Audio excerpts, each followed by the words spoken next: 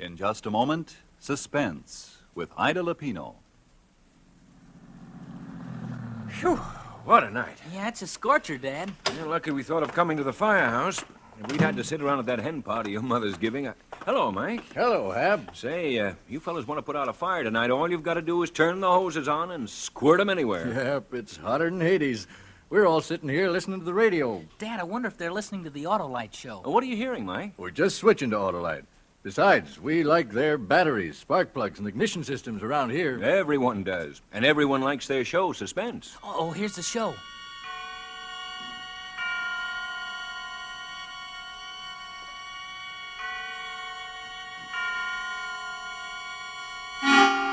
Suspense. Autolite and its 60,000 dealers and service stations bring you radio's outstanding theater of thrills. Starring tonight, Miss Ida Lupino in a tale well calculated to keep you in suspense. Today, everybody's switching to Autolite. And tonight, Autolite takes pleasure in presenting Anton Leader's production of Ray Bradbury's remarkable story, Summer Night, starring Miss Ida Lupino.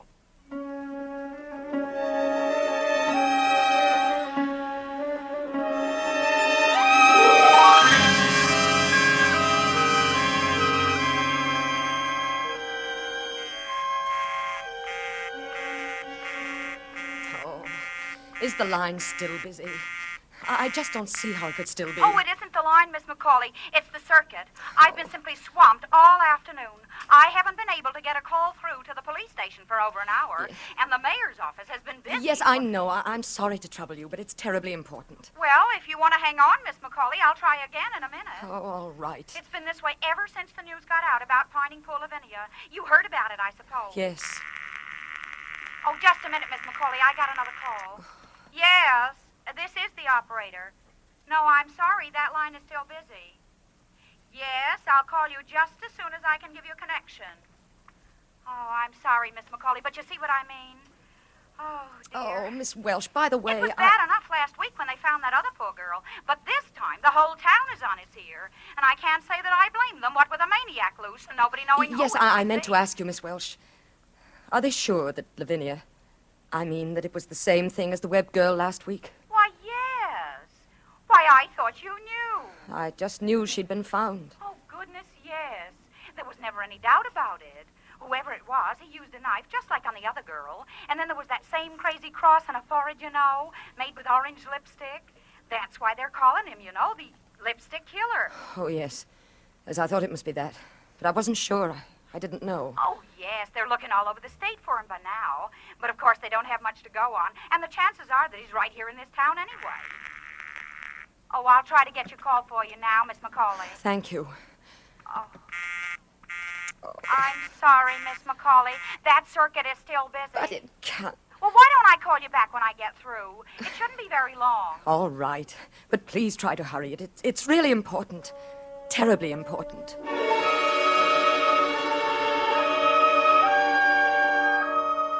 While I was waiting for the call, I went to the front door to start locking up.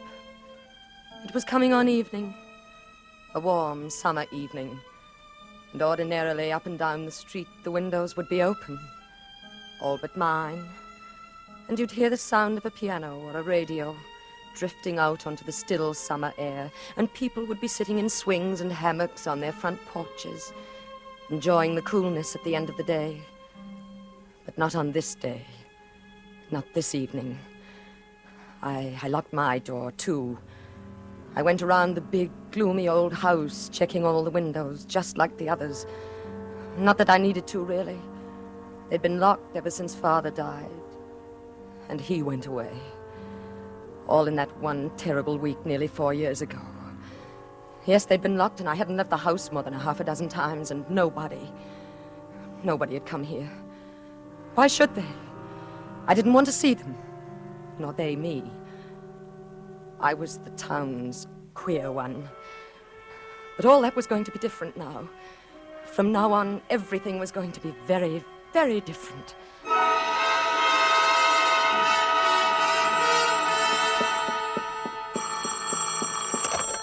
Yes. I've Hello. got your party now, Miss McCauley. Go ahead, please. Oh. Hello? Oh, Helen, is that you? Yes, who's this? It's Anna. Anna McCauley. Why, Anna. Why, what a surprise. How have you been, Helen? Oh, just fine. You know, there's nothing ever the matter with me. But how are you, Anna? Oh, I'm well. You know, I've been living rather quietly these last few years. Yes, I know. I mean, I'd heard. It's been a long time, hasn't it, Helen? Why, yes. I haven't heard your voice for, well, how long has it been? Nearly 4 years. Has it? 3 years and 11 months this week, to be exact. Oh, that long has it? Well, it doesn't seem possible, and we were such good friends Helen, before. Helen, I hope you don't think. I mean, those last few times you called and I didn't answer. Oh, darling, of course not. I knew how you must be suffering, your father passing on so suddenly that way, and you'd always been so close. I wouldn't have even bothered you at such a time, only that we'd been such good friends, and I thought maybe I could help. And then, of course, I heard later anyway that, well, that is, Yes. Yes, I suppose you must have heard some rather strange things about me, Helen. Oh, not strange, dear, no. But we all knew you wanted to be alone in your grief, and we respected that feeling naturally. I know. But sometimes I've been afraid people didn't quite understand, though. Of course they did. Well, darling, now that you're back in the world again, so to speak, you must come over and see me. I'm staying with my mother now, but you know that anyway. Yes. Helen, Yes, dear. Helen, it wasn't just an accident, my calling you this way. Well, I should hope not. I want to ask you a favor. A tremendous favor. Why, of course, darling, anything. I want you to come over here to the house. I should say I would. I'll try to make it Friday or early next week at the latest, just as No, I don't mean just sometime, Helen. I mean now. Right now. Right this minute. now. Yes. But, darling, I don't see how I can. I mean, I don't know what Mother's plans are. Helen, you know I wouldn't ask if it wasn't serious. Serious? What do you... Please. Please say you'll come. Well, I'll try. No, don't just try, Helen. Come. You've got to come. Oh, darling, what is this? What can be so serious? Maybe I'm being silly, but I think it's more than serious, Helen. I think it may be a matter of life and death.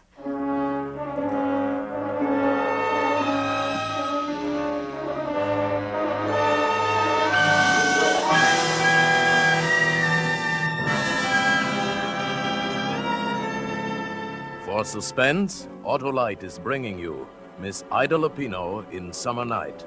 Autolite's presentation of radio's outstanding theater of thrills, Suspense.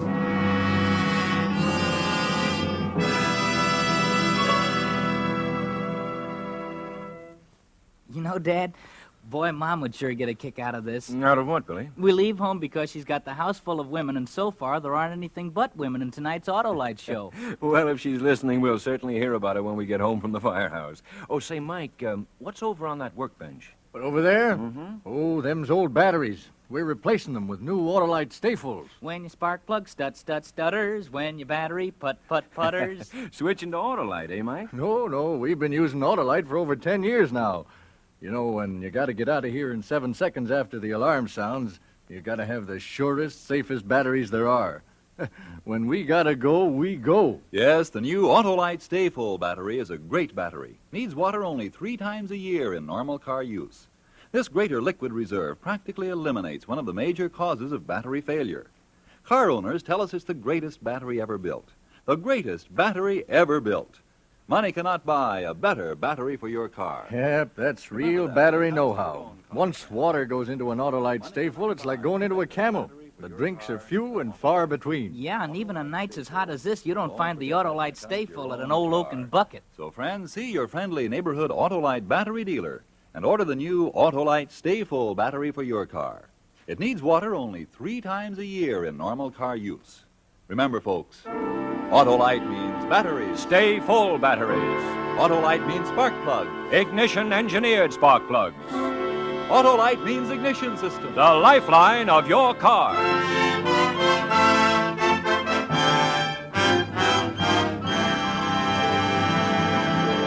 And now, Autolite brings back to our Hollywood soundstage Miss Ida Lupino as Anna in Summer Night. A tale well calculated to keep you in suspense.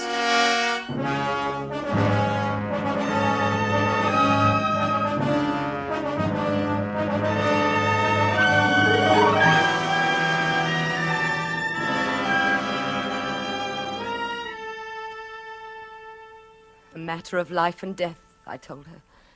I knew Helen would come to see me after that. It would be strange seeing her again. Not that we'd ever quarreled. She never even suspected, of course.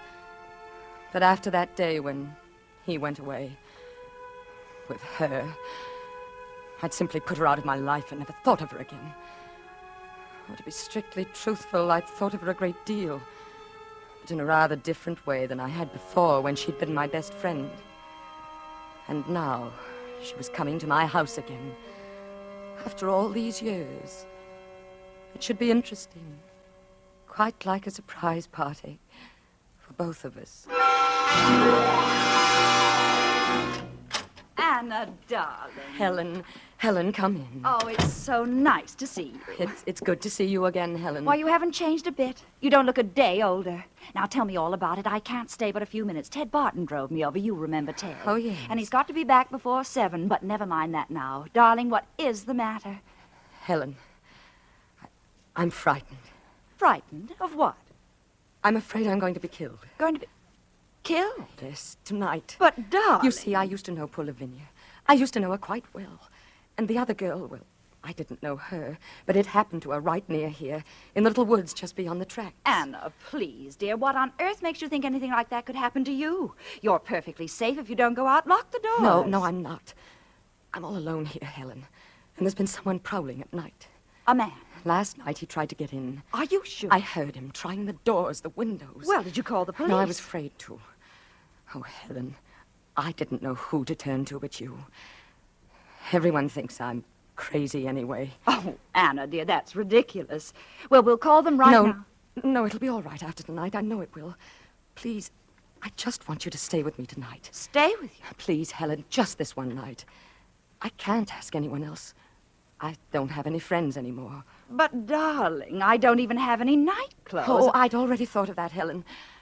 I have everything you need for tonight. Well, I don't have anything for the morning. No face cream, not even a Why toothbrush. worry about that now? Maybe neither of us will even be here by morning. Oh.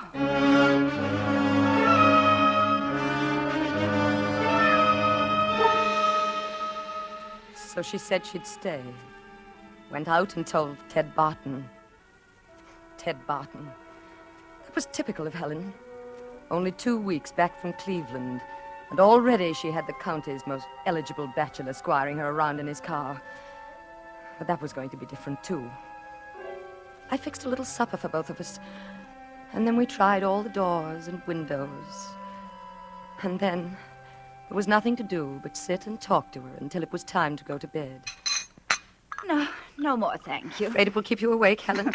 I'm afraid I won't need coffee to keep me awake. Anna, is it true? I mean what they say about these murders. Is what true? Well, I mean... You've been out in the world, Helen, more than I have lately. You should know more than I. Well, all I meant was... Well, you seem so frightened. I thought you might have heard something special. No. Is it true about the lipstick? Why not? Oh, it sounds so crazy. I thought it might be just something the newspapers made up. There was a cross on their foreheads. In lipstick. Orange lipstick. Anna, you do know something. Don't be ridiculous, Helen. How could I? But lipstick, Anna. Do you suppose perhaps it isn't a man at all? It's a woman. Oh, I'm sorry, dear. Did I do that? No. No, come along, Helen. It's time to go to bed. Yes, I suppose we might as well. You don't mind sleeping in the same room with me, do you? Why, of course not, dear. Oh, shouldn't you leave on a light downstairs? No. Didn't do any good last night. Oh. Well, I must say I don't blame you for being a little frightened, staying here all alone. It's rather a gloomy old place, isn't it? Oh, I don't think so. It's always been like this. It's the way Father liked it. What about your mother? I hated my mother. Oh, Anna. Well, it's true. Why not say it? But your own mother. What does that matter? Everyone has to have someone to hate, Helen. Enough to kill them sometimes. Oh, Anna, I don't think that's true. How can you say that everyone... Well, this is our room. Why, it's what? It's charming. It's so... it's so different from the rest of the house. Yes. This was to be my bridal room, if I'd ever married. Darling, I didn't know... Well, I didn't know you'd ever thought That was a long time ago. What's the news of Charles? Charles. Well, there just isn't any. You knew we were separated, didn't you? Yes. What was the trouble, Helen?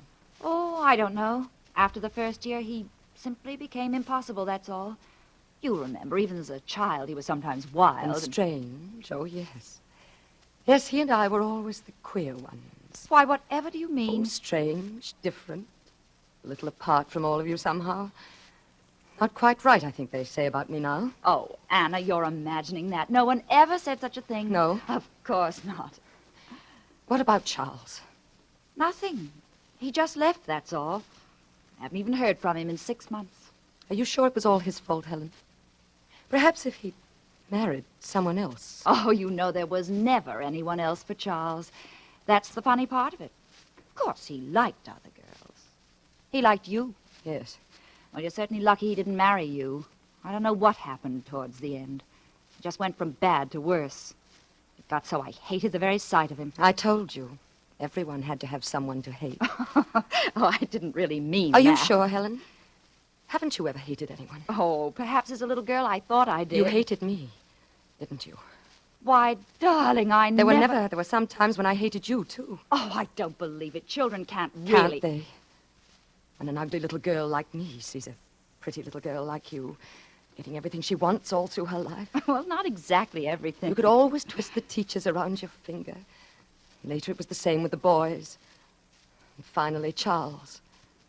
Just because you were pretty. Oh, maybe I was a little prettier than you, dear, but you were always the clever one. Yes. Yes, I was the clever one. Well, I suppose we really should go to bed. Why, Anna, look at this. I didn't know you used lipstick. I don't. It's just one a young cousin of mine left here several months ago. Oh, well, that's funny. Do you know what color it is, Anna? What color is it, Helen? It's orange.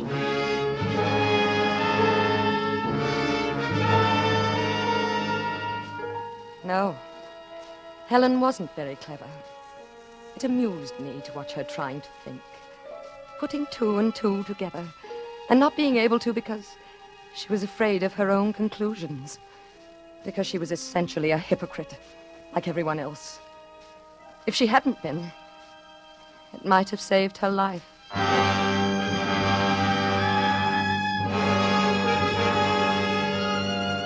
It was sometime in the middle of the night. I don't know exactly what time, because it didn't matter.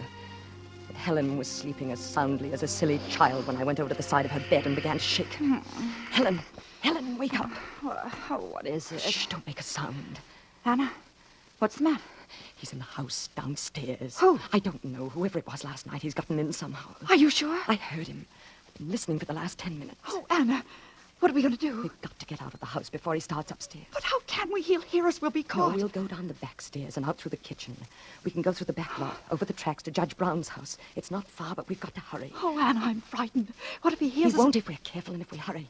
The door between the kitchen and the front of the house is locked. Are you sure he isn't in the He's kitchen? in the front, I tell you. I heard him. Now get up, Helen. We've got to go right now. All right. Hold my hand. Yes. While I unlock the door, the back stairs are just to the right after we get out in the hall. Oh, Anna. Come along. Hold on to my hand and try not to make any noise. I won't. Here are the stairs. Just follow me. Yes, all right. Watch out. That's the last step. Yes, I've got it. We're in the kitchen now. Can you see anything? No, it's too dark. Let's stand right there. Right where you are and don't move. Where are you going? There's something I want to get before we leave. Anna, please. Shh. What are you doing? I've got it now. A knife. Here, take my hand again. All right. A knife? Shh, this way. Oh, I don't think I can for a minute. Oh, come along, Helen. In a little while, it'll all be over.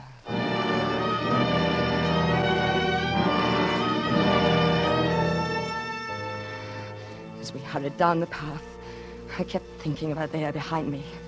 So frightened now. I had to keep myself from laughing out loud. It was really funny. She'd always been so confident before. At school and later at the parties we used to go to. She'd been the confident one, and I'd been frightened. While she slowly poisoned my life. While she quietly and deliberately stole everything I'd ever wanted. Even Charles. But it was different now. That must be the 2 o'clock local. The other side of town. Yes. Which way now? Straight ahead, through the grove of trees. Anna, isn't it here somewhere that they found that girl?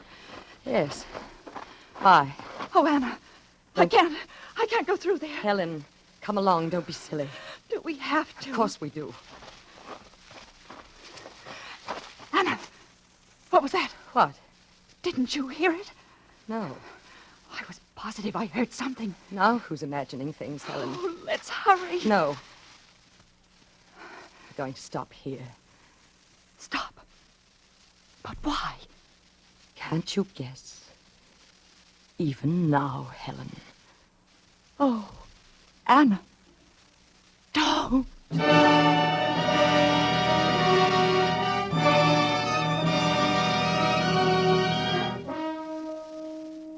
She didn't make a sound. I think she'd fainted even before I struck. She died without ever realizing why I did it. I made the cross on the forehead with the orange lipstick. It seemed such a silly thing as I was doing it. But of course I had to. And then I dragged the body off the path and started home. At the railroad tracks, I turned south a few yards to where they crossed the river and tossed the knife and the lipstick over the bridge and watched them disappear into the muddy stream below. Not that it was really necessary. No one would ever think of questioning me. They would all, of course, assume that the lipstick killer had struck again. And then suddenly my heart was in my mouth. From the path ahead of me, cutting sharply across the moonlight, was a shadow. The shadow of a man. Can I help you? I didn't mean to frighten you. I just thought you must be in some kind of trouble to be out at... Oh, Anna. Oh, it's Anna Macaulay. Charles. Oh, Charles, you did frighten me. Well, if you insist on running around town at 2 a.m. in your night Oh, clothes... Charles. Charles, this is really too much of a coincidence.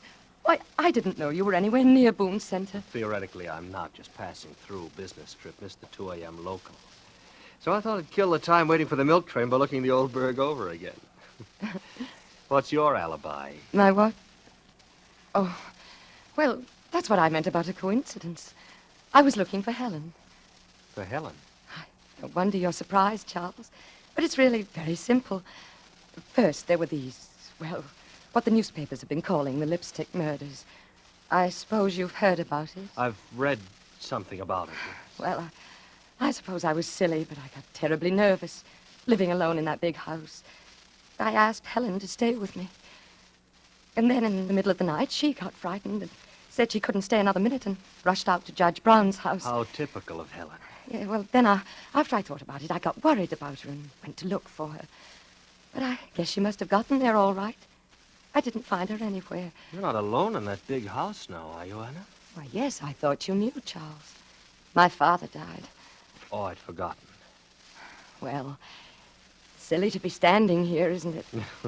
If you've got to wait for a train, why don't you come back to the house with me? I'll fix you some coffee or something. Wouldn't that be nicer? Yes, that would be nice. That would be very nice.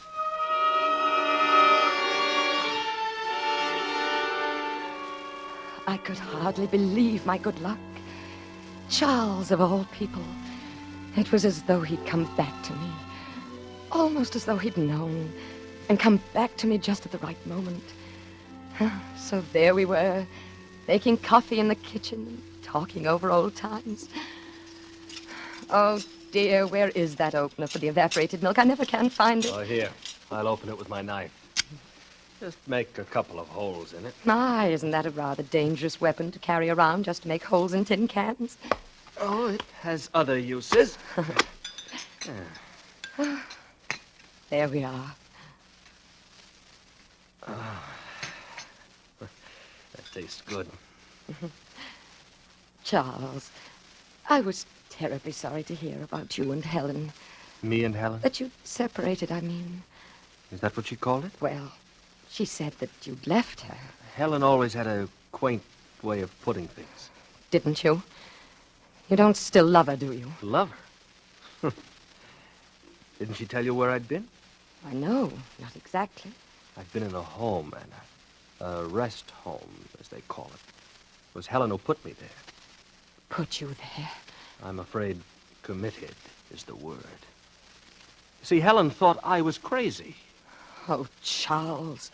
I only got out a couple of weeks ago. I imagine they're still looking for me. You escaped? I had to. Oh, Charles, how dreadful for you. As a matter of fact, I've been looking for Helen. There was something I wanted to give her. But couldn't you find her? No. I thought I had a couple of times. But it wasn't Helen after all.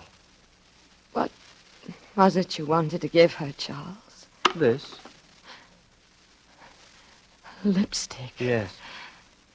A frightful color, isn't it? Orange. Are you sure you're not Helen?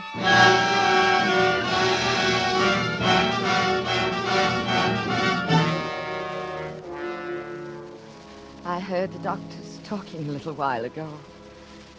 They say I won't live through the night. But I don't care. Oh, it's been such a glorious day.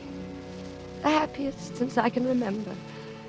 People have been calling on me whom I haven't seen for years. They say I saved the town. I must have screamed. I don't remember. So they caught poor Charles.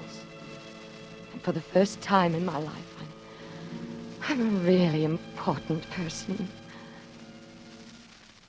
I wonder when they'll find Helen.